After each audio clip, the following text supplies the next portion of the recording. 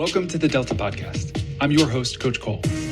This is the show where we dive into the relationship between leadership and change, what it means for individuals, teams, and organizations looking to thrive. Today's a great day to be coachable, so let's jump in. Chinmay Patel, my friend, it's great to see you. Likewise, good to see you again. We talked a month ago and I've been waiting to continue this conversation. Likewise. You know, what I love about what you're doing right now is, well, let me give you a little bit of an introduction for folks that don't know. You're the CEO of Basket. Previously was called Perks, but you're running this organization, and you're in this moment of contingency where you've got one product and you're thinking about pivoting in another direction. We talked about the importance of choosing again as leaders, how hard that can be to do, but how important it is for leaders to have the courage to be able to do that. That jumped out to me when you and I jammed the first time. And so I've been looking forward to talking to you about this topic, because I know this is a topic that's relevant for many founders and founding teams out there. How do we choose again? We had chosen this thing, didn't quite evolve in the way that we had hoped. And then how do we recontract? Where do we go from here? So I'm excited to have this conversation. You know, on the Delta, we do things a little bit differently. We use 3 questions to launch. So the 3 questions are, what do you want to talk about today? Why should we talk about that now? And what does success in this conversation look like? So I'm going to kick it back to you. What do you want to talk about today with the time that we got? I think it would be perfect to talk about the process of choosing again. Why now? As you mentioned, we are going through the process ourselves. And third question, there might be one more time. The why now? And then, oh, sorry. So say that again. First question, you're absolutely right. Sorry for the confusion. So we are basically going through this process right now. So that's the reason for us to go through and talk about the why do we need to choose again. So pivot and everything. That's my current mental status every day. As we were talking about like a few seconds ago, it's a nickel that is taking up at least 5% of my brain power every day. Yeah. And how can we basically resolve it? That's the outcome that I'm looking for. Okay. Yes. Pivot. That's a big word, especially in the world of startups. Okay. Absolutely. So that's what we're going to focus on. And then of all the things, that second question here, why now? Of all the things that you and I could talk about, why does it make good sense to talk about this today?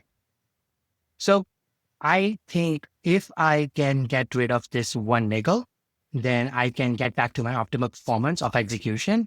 And it's better to leave certain things behind before you start executing new. So it's like a closure.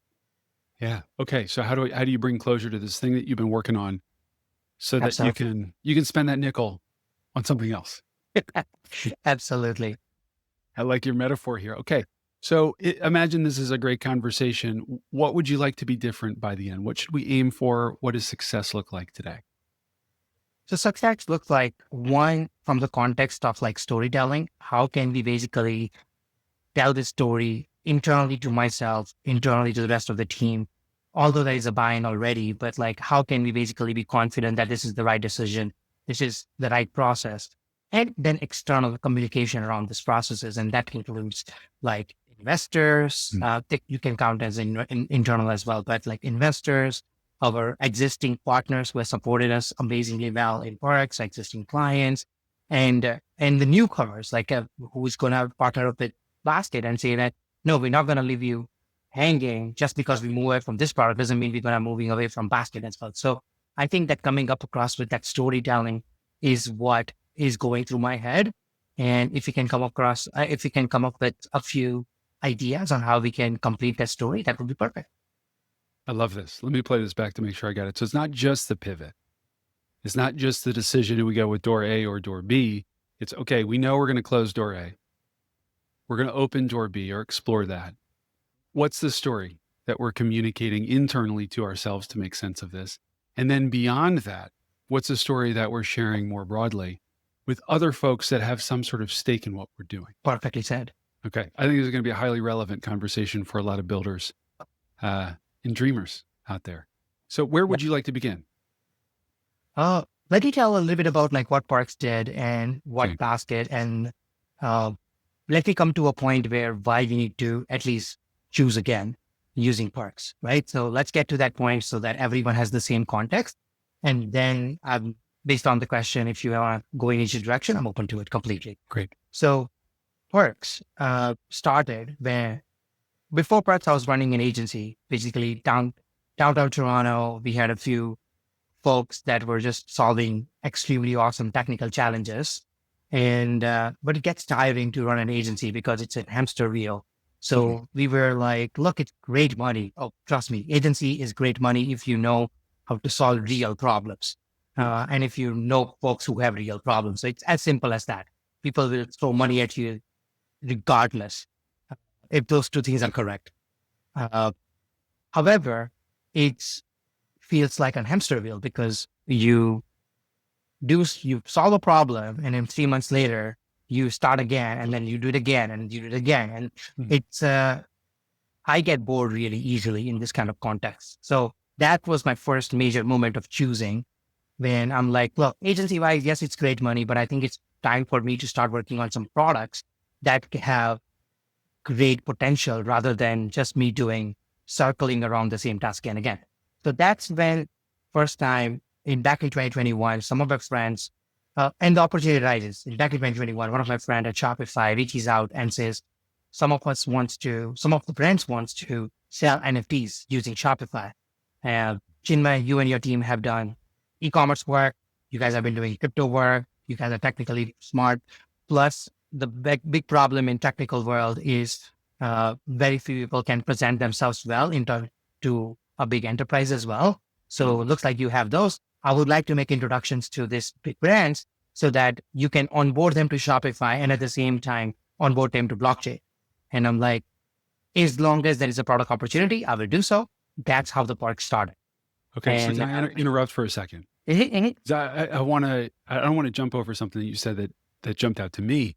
A big problem in the technical world is how do you present? Can you say more about that?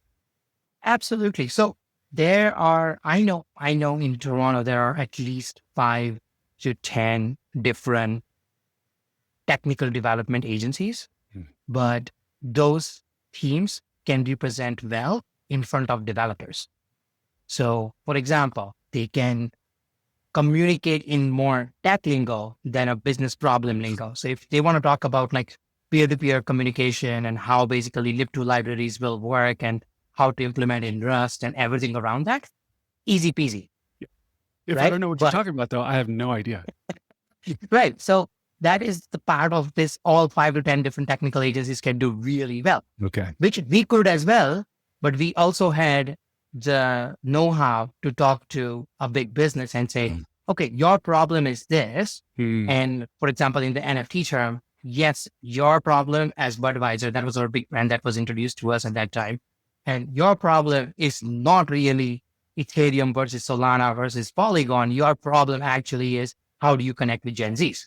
And if you want to connect with Gen Zs, then here is the step. And in a footnote, we will build on top of Ethereum, right? That's a footnote. That's not the major conversation. So that is what we were really good at, understanding the problem, understanding solution, and then keeping technology at the core of implementation, but not at the core of the sales process. There is a big difference between those two. Yeah. So that's out there. What needs to be main core part of the message and what can be a footnote. Exactly. So that's why people liked us a lot. And that's why people trusted us to bring on their context to us and say, like, if we bring this to the Parks team will make sure that they will not confuse my connections, but they will help them get through the problems and get them to the finish line and not bore them with all the technical mumbo jumbo. Yeah. So that was the reason we were popular. We still are in the context of like the market, but we did that. We did a lot of that. We sell like tens of millions of dollars of NFTs for the clients through our tech. We did more than that in token gating context. So we probably did like $100 million in token gating. What does token gating mean is if you have an NFT, then Shopify side or on the store side, merchants would be able to say, if you have my NFT, you'll get this discount. Or if you have my NFT, you'll be able to get this free code or free t-shirt or no shipping for you. So all these combinations Yeah. can be there. And we did like a bunch of those work. We did that for 3 years. In the journey, we raised funds, amazing investors. Shout out to Firstmark, based in New York, Panache, based in Canada. We got some amazing talent agencies, then their venture arms to give us some money as well, which is very surprising, but they came in at the last minute in the round, although we approached them earlier, and they have been an amazing partner in the context as well. So UTA, United Talent Agency, based in LA, they jumped in as well. Wow. And because there are lots of talents who are getting into NFTs. So we did that amazing fundraising, but we told them at the time of fundraising saying that, look, we have been part of this crypto down cycle 2 times already. So we know that whatever you see right now, whatever revenue you see now, whatever traction you see right now will go away. It has to happen. There is no way that the hype from this cycle will continue to the hype to the next cycle. Based on that, they trusted us. We continued building with the same user base though. We stayed with the same market, but we kept building different potential solutions. So we tried Shopify, we tried messaging solutions, we tried different launching solutions. So we tried a bunch of things. Fast forwarding to the middle of last year, we started seeing that, no, it's not picking up. We are either not understanding this market, because again, I'm not an artist. Plus, I don't think I understand art themselves. Personally speaking, I'm not a big buyer of art. I'm not a big buyer of I don't go to concerts as much. So I'm like, yeah, I should have learned this lesson earlier. That's one. And two, that market is also not picking up. So one, I don't understand this market. And two, I don't think this market is also picking up. If there is a problem, if somebody can tell me that problem, then I can take them to end easily. Yeah. But here I'm assuming that problem because there is no one telling me about it. So if nobody's telling me, it means there is no market right now. And I was hoping that it would pick up last year after the end of the bear market. In my opinion, it didn't work that way. So hang on. When you say assuming I'm assuming their problem, what do you mean by that? So every entrepreneur starts with assumption that this problem will become, whatever their problem is that they want to solve, is going to be big enough for them to worth their time and resources that they want to put into it. And based on that idea and that conviction, they convince other team members to join. That's based on that. They convince investors to join. That's how they get partners and everything around it. But they have that one idea about one particular user or segment of users and say, I think this is going to be this big. And based on that, this much amount of time and effort I'm willing to put into it. I got you. Okay. So that's it's a risk investment. It's a risk investment. Yeah. I'm making a bet that this need that I'm able to solve. That is a big bet. Is a big one. Yes. Okay. Great. Yeah. Because it doesn't exist yet in the world. It doesn't exist. The problem is sometimes not even identified right now, right? So like before Airbnb, nobody knew that they needed Airbnb. Before Uber, same thing. Yeah. Before Google, everyone complained about yes, I want to basically find information faster, but nobody thought that internet would 100% solve this. The fantastic Ford statement, right? If I ask people what they want, they would say faster horses and not cars. Yes. Right? Yes. It's a standard standard approach.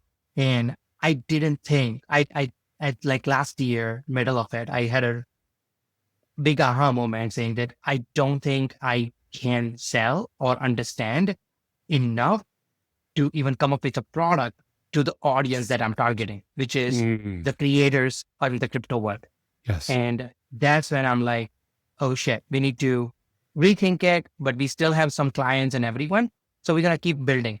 Okay. But month 11, so November last year, we are like, nope, it's not going anywhere. And that's when we had to basically sit down as a team of founders and then say that, nope, this is not going anywhere close to what we expected. Yes, we have money. We didn't spend much money, so we still have 3 years of runway. So we are good from the context of financial side. We can continue experimenting, but do we understand this market? Is the market big enough? All those questions. And the answer was coming, no. So December, we were like, let's just start looking into more options. What Mhm. do we want to build? And this time, blank canvas. So that's when we were like, what is our expertise? What is the problem? And this time we are not even tied to the audience themselves. We're going to actually just pick one thing close to us is expertise and where do we have an edge of experimenting faster. So that's what we kept as like one thing we cannot change. Everything else can change. Okay. Can you talk a bit more about that conversation, the one, that no founder or founding team wants to have? Because you're essentially, if I understand you correctly, you're saying that the thing that we have been doing is not working and we got to get real. Like, and I think because it can simultaneously be so tempting to say, well, but isn't there like, It used to be lab. if there is enough of a possibility of PMF if we Yep. go in that direction, or if this thing goes viral and growth takes off, then we get more users and more data, and then the thing goes hockey sticking. But you're saying something else, that Yeah. you were seeing something that caused you as a leader to say, we have to have this conversation. Shitty conversation. No one wants to have it, but it's the right thing to do. Can you say more about that? About the timing of that, how you knew that was the conversation that needed to happen. And then how do you have that conversation in a way that doesn't cause people to say, this is not the bus I want to be on anymore? So great questions. And I didn't ask myself this question until now. So such as definitely goes away as like, hey, something I'm learning today about myself. I'm putting it at the end. But first of all, some context on the team. We are 5 co-founders. Okay. 4 of them I've known for at least for 10 years. I've been to pretty much all of their weddings, if they had one. Like, think about that. Wow. One person had like a wedding, but like he didn't invite literally like no one. There were literally 4 people, like both of their parents and nothing. But I was literally on the next day, we were just like chatting. So point is, I was there with almost everyone's wedding. So we were close friends for a long time. One of them is an elder brother, so much closer than that. And the 5th co-founder was introduced to me by a good friend back in 2021. And she is just amazing. So because of that, the trust level, like right up there. So we have a very unique making of a team of co-founders that we can literally rely on each other if we need to for childcare. It's that close. For us, like I can literally put my kids to anyone's place and I know that they'll be safe and they will take care of them as if they're own. Like that's how confident we all can be about each other. Wow. So that's a very rare combination. It founders. I didn't realize it how uncommon it is until later on, but it's very uncommon. So that trust is there. Plus, one more thing, we all are very focused on growth. We all want to be the better version of ourselves. We all can tap on each other's shoulders and say that you fucked up. Sorry for the language. You effed up. Do this better. And the person will, of course, argue back for the sense of understanding the point of view, but not because they're trying to prove who's better, who's worse. So that is also a very unique dynamic in our founding members. So I was never worried about somebody leaving the bus. That was a thought, but never a concern, if you know what I mean, right? Sure. Yes. So thought always has to be there because again, I'm the CEO. My job is to have all the thoughts in my brain, but I have to also discard many of thoughts. So this thought was instantly discarded. I'm like, no one's leaving. I know that for a fact because we know what we are doing as a team. So that was never a problem. Wow. But from the context of product, there were 2 elements that basically allowed me to that basically pushed me in that direction. One, I think we tried everything we could from different perspective for that audience, for that market. And we couldn't come up with something that can provide the financial gain for a VC-backed startup. So we couldn't find any angle, or I think we tried everything, and nothing worked. Let me put it that way. 2, the bear market, in my opinion, ended last year. So it ended already. And I saw amazing products being built and I was not the one building it. So I had fear of missing out. I had remorse of not being smart enough. I had always thought about like, shit, we could have built that. That is so easy to build. Oh my God, we could have executed Mm. that. So that was like fear of missing out Yeah. slash, uh, why didn't I think of that? Like, so kicking ourselves and it's like, why didn't we think of this? Right? Like we have everything, every information that they had. We have all the technical ability to execute. We have funding. We have everything. Why didn't we think of that?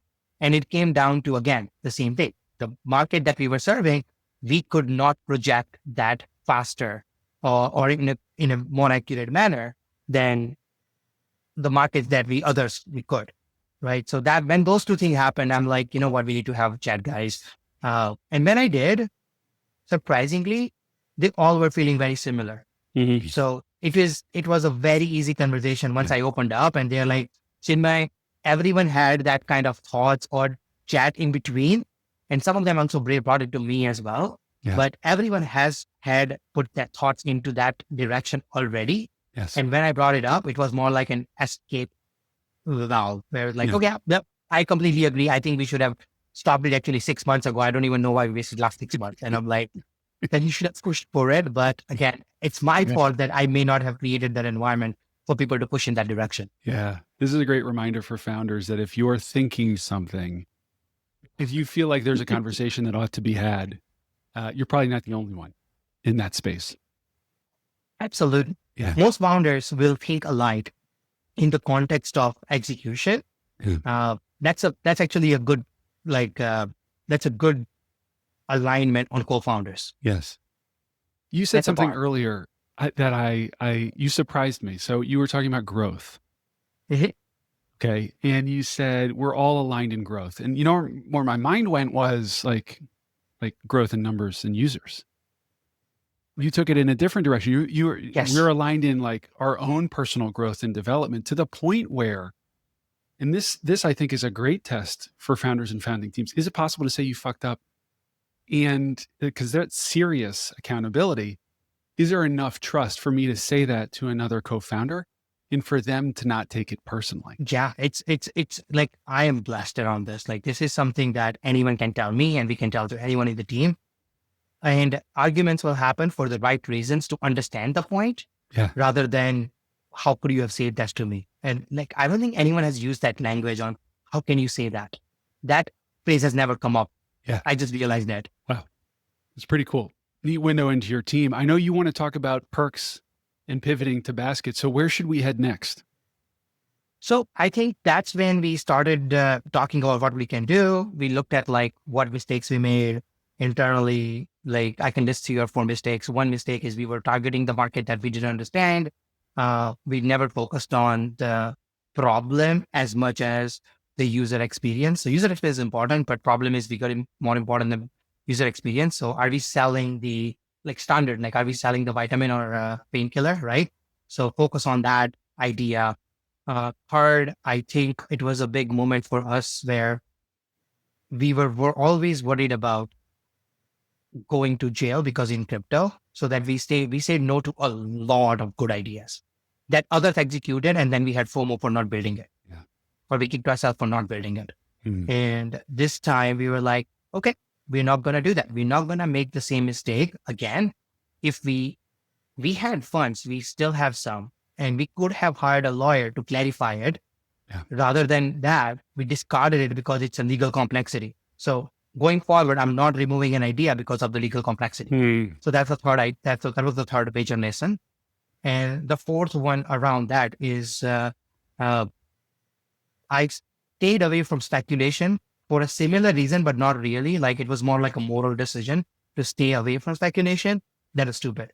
I looked at all the other good ideas and said, I'm sitting on this white ivory tower where everyone is beneath me if you speculate me. Yeah. That's stupid. I shouldn't have done that.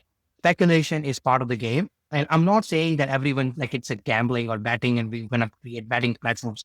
But if there is a good product to be built, a fun product to be built, and if it has some speculative elements, then we should experiment with it rather than saying speculation is bad, stay away from it. Yeah. So these are some of the lessons we did, and that's when we opened up completely. And we had lots of amazing ideas. And then two were picked, and then one when we're like we basically started experimenting with two of them.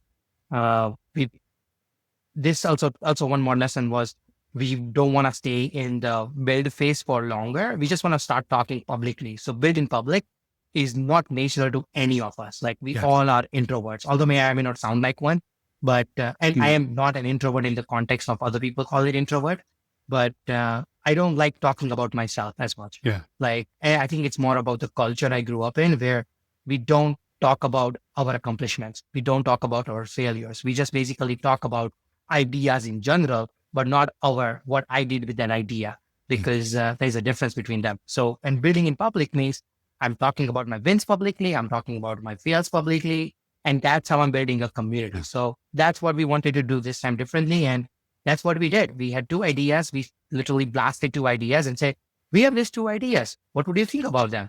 And then people started giving us feedback, which is surprisingly fun. And it actually helped us to say, okay, this idea can be presented this way. Yeah. So on one idea, we said, two people, you go and don't build anything yet, because you can go and start like, there are existing components in the world that you can use to test out this market. Go do that. This one requires a little building. So we'll go and start building this a little bit, and then we can start testing it. And in 2-3 weeks, we started experimenting with both ideas. And then Basket won in the context of our ability to get more attention. So based on that, Basket was started. For the folks that may have not chance to understand what Basket is basically you buy and sell tokens in bulk. Okay. And after that, eventually we want to add like a balancing of baskets. We want to create yield generating baskets. And these baskets are created by people like you and me. And it's not created by like some financial analyst sitting in like an AC cabin or heater cabin, if you're depending on where you are, but like not in that comfy chair and saying, I look at this data and this is what's going to happen. And this is the only thing that's going to happen.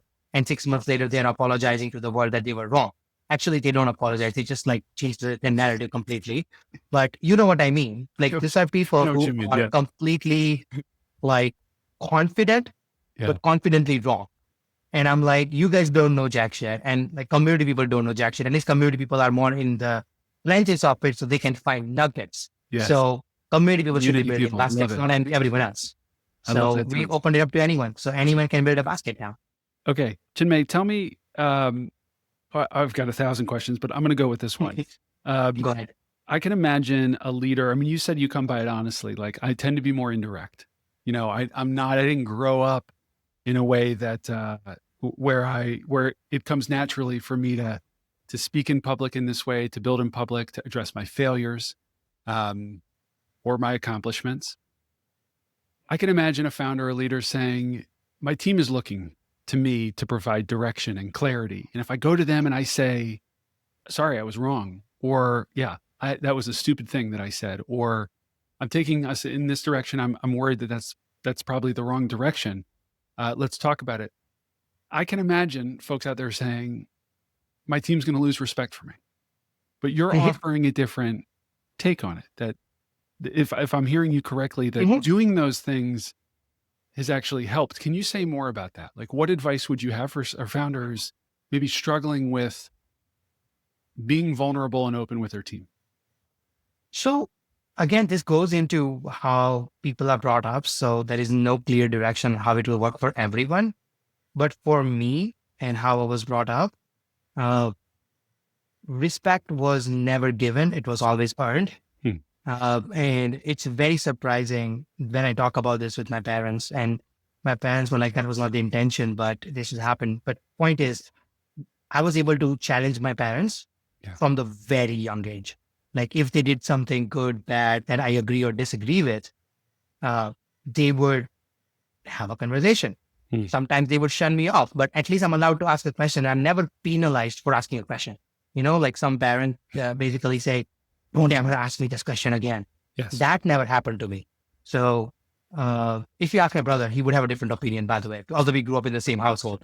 The point is, I never felt it that way. That I can ask away, or maybe I was the goofy one, so I can get away with any question, like a tester, where I can say the craziest thing and get away with it as a younger one. I don't know. Point is, I have been like this personality all my life where I would shoot my shot regardless of what other people would think of me. in most cases. Also, this team, as I said, is a very safe place. I've already earned my respect by providing value. Like if I've known someone for 10 years, for example, one co-founder, I've known him since 2007, pretty much. We were in school together, like in the college together. We did a bunch of assignments. And the reason we stuck to doing assignments together, because we know that if other people wouldn't show up, us two will complete the rest of Wow. the assignment Yeah. and go through it.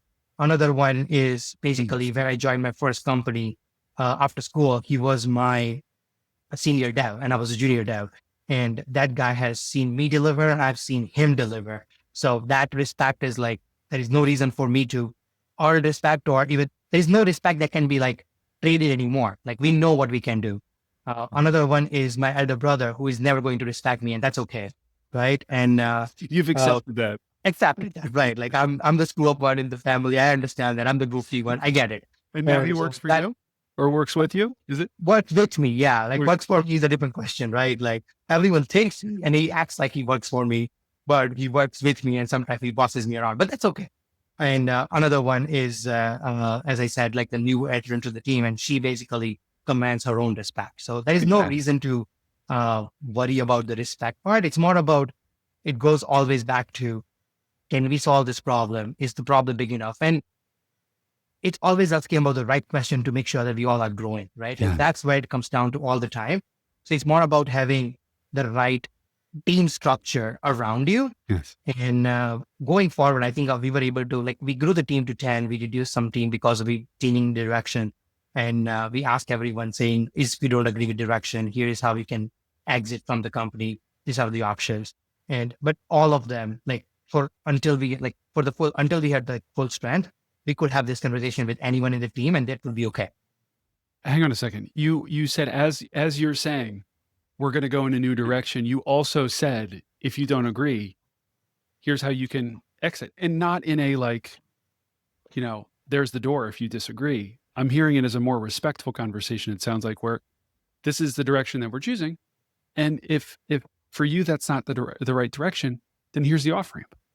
Yeah. So again, we couldn't offer like 3 months, 6 months kind of package, but we were like, okay, we'll just double the 2 weeks to 4 weeks. Yeah. And because the things are going to get harder, Yeah. I know this is not what you signed up for. And when you are put into something that you were not signed up for, then it's a hell for both of us. So why put both of us through that? So in that case, we're going to go back to even like crazier startup mode. I know some of you have just recently started family as a kid and some are about to purchase a house. This is not for you. And if it is not, it's okay. This is the way. Saying the hard thing out loud. People are already thinking it. Exactly. Right. Like people are thinking about it already. Yeah. So why bother? In fact, I like to talk in like the whole team together. I like whenever I start having conversations separately with individuals is when I'm fostering other people to do the same. And that's how politics is introduced. Yeah. So trying to stay away from it. I'm not sure if I can avoid it 100%, but at least I can do my bit to keep it away as much as possible. That's a great nugget there for folks listening. Yeah. Let's all, there's no need to have this one-on-one when we can have it with the entire team. Yeah. One-on-one should be requested by the other side because I can also request their privacy. Like there are reasons when they don't feel comfortable. There are certain individuals who don't like to counter back in a public. So generally I would be like, okay, I know that some of you don't talk right now, but if you want me to jump on a call with you, I can do that. But I'll mostly repeat myself and then adjust the situation based on your current, based on whatever you're going through, right? My job is to unblock. That's all my job is as a CEO. Unblock the next phase for everyone and myself and the company. Yeah. Yes. I can imagine folks listening, just nodding along saying, yep, that role is familiar. Perfect. I want to ask you, check in. How are we doing at this point in the conversation? Is there anything that we have not touched on yet that you would like to go to? I think we should talk about basket as a decision a little bit more, if it's okay. It was not easy. Like, I'm not going to lie, right? Like it's, and I still don't know if it is the right decision. That's going to be in the perpetual state until I return money to my investors, period. Like until then, it's going to be, but how do I basically think about is a question. So maybe it's a open-ended conversation rather than me answering this. Like, what do you think? Like, what is the right way to think about like this perpetual question? Am I thinking it right? Or am I putting unnecessary pressure? Or maybe I'm just keeping it too loose for too long. What are your thoughts around this? Summarize that question again. I want to make sure Fair. I understand. Basically, I don't think I will be able to find whether I took the right decision or not Yeah. regarding the pivot until I return my money to investors. Is that the right thought process? Ah, this is a question for me. It's a conversation. I hope so. Yeah. Yeah. Gosh. Okay. So let me make sure I got you. So this is success. It's still in limbo for you. You've pivoted, but you're not at a point yet where you can say this was the right thing. Feels like the right thing so far. Mhm. But it ultimately, what's going to determine its success is whether or not I'm able to return, hopefully, my money and some to investors. Yep. Because people love the thing that we're building, and it is clearly solving a need, and they want to use it. Am I Yep. hearing you correctly? That's the thought process I'm going through. That's the 5% thing I'm Yes. talking about. Yes. Well, as a coach, I mean, I'll just share my thought. As a coach, I Please. think I tend to. This is a hard thing, but I try to index more on the process, um, because I think the Mhm. outcome is tricky. Yep. Right? I mean, that idea of like, I'll be happy when, or this will be successful when, um, is, I think, a trap that's very easy to fall into. I fall into it myself, that I'll be happy in 2 weeks when my work has opened up and I'm no longer as busy as I am right now. But Mm. that's my imagination of what that 2 week from now is going to be like. Mhm. And in my experience, when I get there, like, that destination is never what I think it's going to be. Okay. And I've been changed because of that process. And so Mhm. what I find helpful in my own practice and in my work with clients, individuals and teams, what are the questions that we're asking every single day that we think are, the process that I use is values, behaviors, questions. So we start with the values, what matters most. Mhm. And maybe it's growth. We've talked about that, right? Or any other sort of big thing. And we get really clear on how we define that. And then what are the behaviors, the key behaviors that are indications of whether or not we're doing this thing? Then you translate that into a daily question. I got this practice from my mentor, arguably the most successful executive coach on the planet. I ask myself a set of questions every single day to hold myself accountable. So that's what I would say. It's for me, I think the process is so damn interesting. What as a team, as a group of 5 co-founders do we think matters most? What are the key behaviors of that? And then what are the questions that we can ask every single day to try to get a little bit better or a little bit closer to answering this question? As opposed to saying, when that day comes, life is going to be easier when we IPO. Maybe for a moment. Yeah. Of And then there are new challenges. The context course. shifts, uh, very few things I think in my own life end up being the way I imagine it playing out. So, but that's my thought. I'm curious. It's interesting. Like, sorry, can I ask one follow up here to Yeah. understand the process a little, right? Like, so values, behavior, questions, right? Like, that's how we are thinking about it. What is behavior is not what I'm not able to picture if some translation. Like, I understand values, I understand Yeah. questions, but there is a bridge of behavior. What do you mean by behavior? Is it how my behavior will change, how the team behavior will change, how the user behavior will change? Yeah. Or is it like, what, or am I on the completely wrong track? Yeah. Great question. So you want to do this in real time? We haven't talked about this. Can we just like Please. riff on this to come? Okay. Yeah. So tell me, Basket, what's one thing that matters most to the team? One thing that honestly, well, this may come across very capitalist, but I promise these team members that, hey, we are working towards our financial freedom. Okay. Like that's what I told them. And we want to succeed. Like these people are working at, including myself, like we all are working at a very low wages compared to Mm. what we could have gotten outside, like easily 2 to 3 times, Okay. easily. Uh, so my job is to make sure that I give them the highest value for this time. Yeah. Otherwise, I should close the shop and find myself a job. Period. Yeah. Yeah. right? So that's what I have the highest, that's what I put my personal highest amount of pressure towards. Okay. This is great. So we're going to go with this. So if I'm working with you and your team, this is how I would do it. So I say, Chinmay, okay, financial freedom. How do you define that? Gotcha. Everyone has that different like numbers to it. But point is like, again, financial freedom is more in the context of like, if they made 2 to 3 times more than what they could have made outside as a working full time, then I would feel like I did my job. Okay. So let's just In go in a nutshell. yes. So it's 2 to 3x. Let's 2 to 3x to what people have gotten outside. So right now, let's say a developer making $100,000 with us, they could have made $200,000 to $300,000 outside. Now, accumulated for 4 years plus 3 more years, let's say 700,000 times 2 to 3,000. So 7 years times 2 to 300,000, which is 14 to 15, 100,000. So 1.5 to 1.6 million. And then 2 to 3 times that. If that's what happens, is what that success looks like, roughly speaking. I'm doing a very rough math right now, but that's how I'm calculating in my head. Okay. So this is great. So financial freedom, that's your definition. And I'd be curious to know the other 4 co-founders, because somebody might say, I want to have ownership over my time. I want there to be generational wealth in my family. Like we get all sorts of interesting definitions of that. Then we go to, okay, if that's what we're aiming for, if that's the thing that's most important, if a third party, this is where behaviors comes in. If a third party were to adjudicate this thing, to say whether or not it happened or it didn't on a daily basis, what are the behaviors, the key behaviors that I believe are going to lead me in that direction? Right? Now, it might be balancing the books at the end of the month. It might be making sure that I'm in constant communication with our investors. It might be checking in with each person and say, hey, how do you feel this is going so far?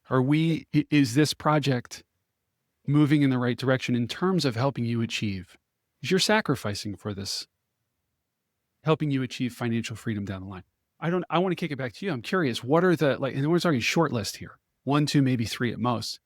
What are the key specific behaviors that you think are promising practices to help you get in that direction?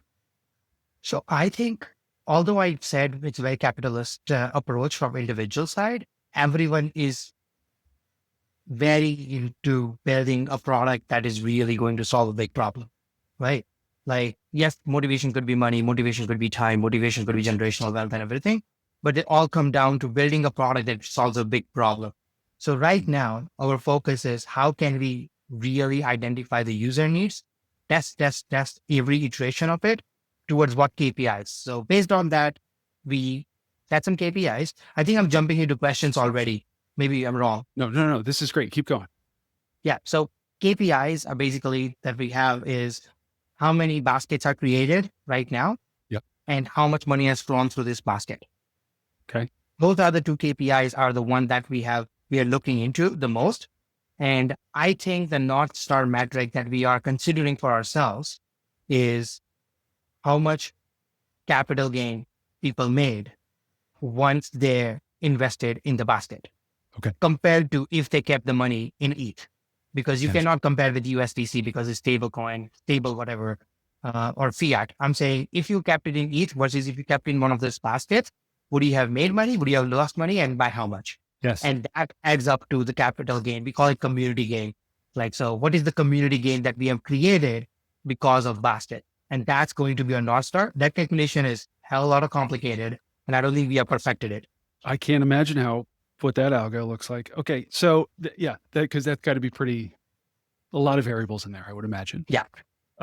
This is, okay. This, by the way, could be a whole 2 or 3 hour learning session with a team if I'm working. Amazing. We don't have that kind of time today, but let me just take one thing that you mentioned, right? If I understand you correctly, if the community gains, then there's going to be a downstream consequence for us as co-founders. If we can achieve a gain for them relative to some other option that they have out there, then ultimately that's going to trickle back to us. There's no version of us gaining financial freedom if we don't help people in the community. Exactly. Okay. As simple as that. So then you got to translate it into a binary yes or no question, Okay. right? That you can answer at the end of every single day to determine whether or not I did this behavior that's a reflection of the value. So let me give you one example. You mentioned testing. Did we test today? Sorry, I'm just thinking. Yeah, please continue. Did we test today? Did we talk about community gains today? Those are just two. There are probably an infinite number of things. And by the way, it may be different depending on somebody's domain, right? Maybe the question you're asking is, did I do my best to unblock something for somebody on my team today? Mm-hmm. And so here's my bias as a coach. If you keep doing that shit consistently over time, that compounds. Oh, that adds up. And for my clients, this is the hardest thing I do with my clients. Most people can't do this consistently for 2 weeks, they've found. Oh, yeah, it's hard. It's very hard, very simple, very hard. So you've indulged me by asking me this question and allowed me to talk about this values, behaviors question, the VBQ process that I take folks through. I can see the wheels turning. What's coming up for you? Are you thinking of a question? No, finish your thoughts, by the way. You have something you want to share. Please go ahead. I'm a brain vampire right now. I think the goal here is just a little bit better, right? How can we be a little bit better on this thing? The goal isn't perfection. So when my clients are up for this, I will text them. Sounds crazy. I'll text them every single day, a set of questions that they want me to ask. And I give them a 1 if they've done it. Yes. 0 if they didn't. And this is what I call the optimization. This is what this is what I call the optimization score. So Chinmay, you and I hop on a call if I'm your coach and you say, okay, 2 weeks ago, the most important thing is unblocking stuff. And I hold up for you over the last 2 weeks, you're at 57% in terms of the number of days you have successfully unblocked something, according to what you said, for somebody. That's an incredibly sobering thing for a leader to see in ones and zeros. Yeah, what's going on there? Or maybe it's 95%. But if it's at 57% or 30% or whatever it is, how can I get a little bit better next week? How can I get, if I have an off day, how can I get back to an on day sooner? So that's just getting a little bit better at how I spend my time based on my values. I'm already stealing this, by the way. I don't know if I can afford you as a coach or not, but I'm definitely stealing this. Take it. Take it. And folks listening, if you end up using it, I'll be curious to hear how it works for you. Because I already have some questions that I can ask myself, like, did I talk to a user today? Or, for example, like, did I, I can convert this daily to a weekly thing as well, right? Like it's a checklist of things to prioritize and something to keep in your head all the time so that you don't waste your time. So based on that, I can ask myself or have a weekly list of all the tests we are running, and it's a public. And if I fail to basically provide my team to basically say, this week, the whole team is working towards either figuring out how to run this test or running this test. And if we can't do that, then what the hell are we doing if you're not doing that personally, right? Yes. So, okay, I can see myself at least using this directly or a version of this. I love it. A question that I ask myself every single day, because I've noticed more good comes out of my life when I just write a note to somebody just to say, I love what you're doing. Very hard thing to do though, consistently. Very hard. Yeah, because you'll run out of things. You think I would think that I would run out of it after 10 days. Oh, yeah. Life gets in the way after 3 days. And it becomes easier for me to say, I'll do it tomorrow, do it tomorrow. But the point with the daily questions is just, having a little better week so I can have a little better month, a little better year. And that stuff adds up. And so this is again, simple stuff, super hard. So let me know how it goes. If you end up using it or you do it with your team, I'd be very curious to hear. I want to talk about takeaways as we close. Yeah. Oh, this is the takeaway. Absolutely. Easy. Well, tell me more. Do you want to go first? Share your takeaway and then I can share mine, or I can go first. Yeah, no, again, I think what one biggest takeaway is this one where it's never going to end, like until it really ends, right? Like you will never know. And then the next problem starts, which is something that I've learned, but I haven't learned. I've learned that it is the case, but I will learn to cope with it, right? Like there's the two different things versus acknowledging versus accepting it. So I think I'm on the second phase that I need to do. That's one of my takeaway for sure. The two and the biggest one is this process. You basically calling it value behavior questions, BVQ. And I like basically like on a daily basis, based on what your goal is, what question, as in like, how can you measure your growth when it's not measurable, or if it's non-tangible, or if it's like 6, 7 years or 6, 7 months down the road, then how do you know you're going in that direction? And it's basically like tricking your brain to say, you're there, you're Yeah. there, you're Yeah. there. Or if you're not there, then dude, you need to get there.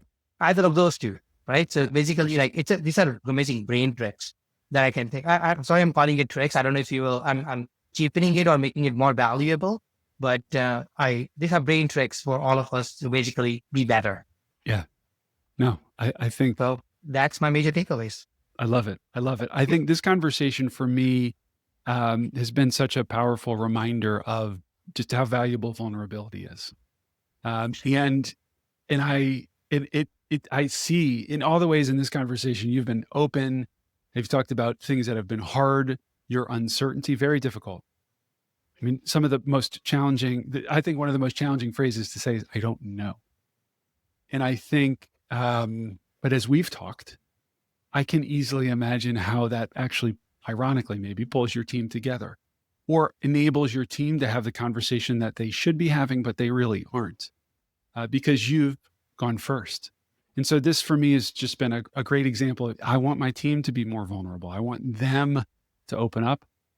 As the CEO, I got to go first. Absolutely. I 100% agree. But the team dynamic matters a lot. Yes. Like many people say that, but one of the easiest thing to say and one of the hardest thing to execute.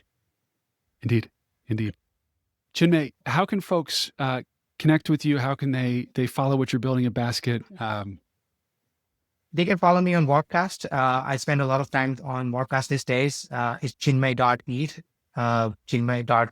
Like the whole way. In Twitter, it's all spelled out, chinmay.eat. I changed my Twitter handle to be consistent, and that's the same on Twitter. On Telegram. Okay. On LinkedIn, I couldn't change the handle, so it's still Chinmay Patel. So you'll find me everywhere. Email-wise, it's cpatel@getperks.com, getpercs.com. Amazing. And if people want to start a Basket, they're a person in the community, what would you recommend? So we made it super simple. That's the bet that we're making, actually. We're going to make that basket creation flow to less than a minute. So just tag our bot called basket.farm, spelled out.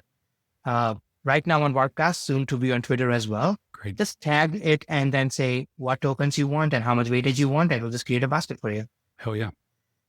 I love it. Chinmay, thank you for your time. Thank you for sharing your wisdom, and folks listening, thank you for listening.